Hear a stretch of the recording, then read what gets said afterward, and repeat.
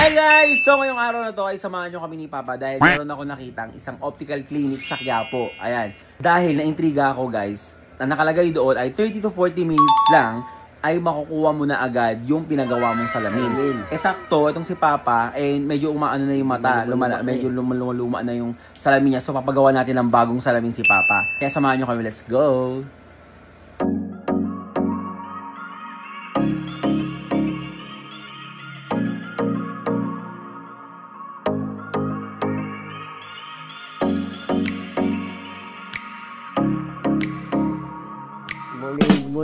Maghahanap po ng papasalaminan ko na ulit. Kasi medyo nalalabuan na yung mata. Tsaka, meron bang dito? Yung salamin na yung nakakapogi, tsaka yung nakakabata. Meron, madami kami kung gano'n. Yung parang sa akin, pangit.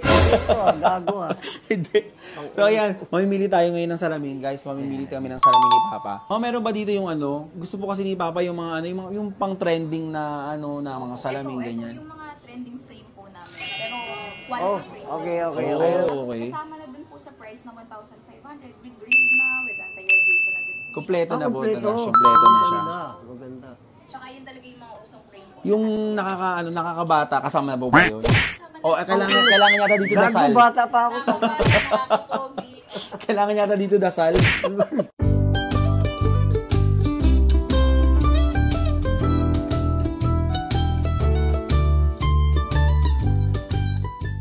With grade na din po dito. 350 po ito. Ayan, may mga quality frame din tayo dyan. May mga flexible, may plastic frame, may metal frame, may pamimilian naman din po dyan. 350 lang. Complete na talaga siya. Complete na eyeglasses na siya mismo. Yung frame na doon na may grade na. At pwede pa kayong mag-eye examination dito. May pang-kids na din po kami. Ito po yung pang-kids namin. Mga 4 years old to 12 years old.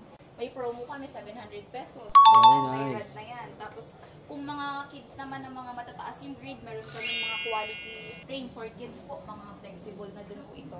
Wow, ganda.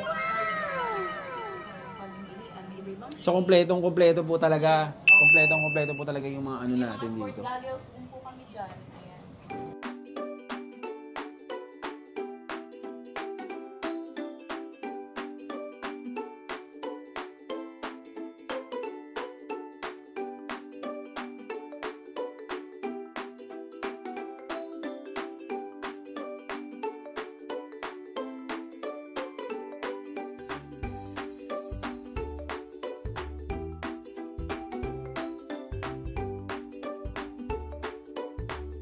So yun guys, nakapili na nga kami ng salamin ni Papa. Siyempre hindi ako papayag na siya lang. Meron din ako dapat. So ipapaliwanag ngayon ni Doc Clarice at saka ni Ma'am Lala yung regarding sa mga lenses. Siyempre mahalaga na talagang yung para sa atin para sa mata talaga natin yung lens na nakuha natin. So ito guys, tara.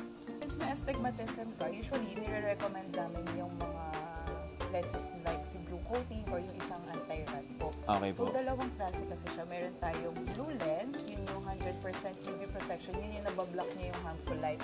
So if sensitive kayo sa mga ilaw, naintindihan mo ba? if sensitive ka sa mga ilaw, yun yung mas nire-recommend namin para mas relax po yung mata ng patient po. Sir naman, since sa kanya kasi meron na siyang grado both distance sa reading, dalawang lens yung nire-recommend namin sa kanila. Tandaan mo may test dyan, may exam dyan mamaya. Mamaya po. Hindi mo ako salamin. Multiple choice naman po yung exam. Yung payment po, meron po kami card, credit card, savings, and then may Gcash po kami, may cash po kami.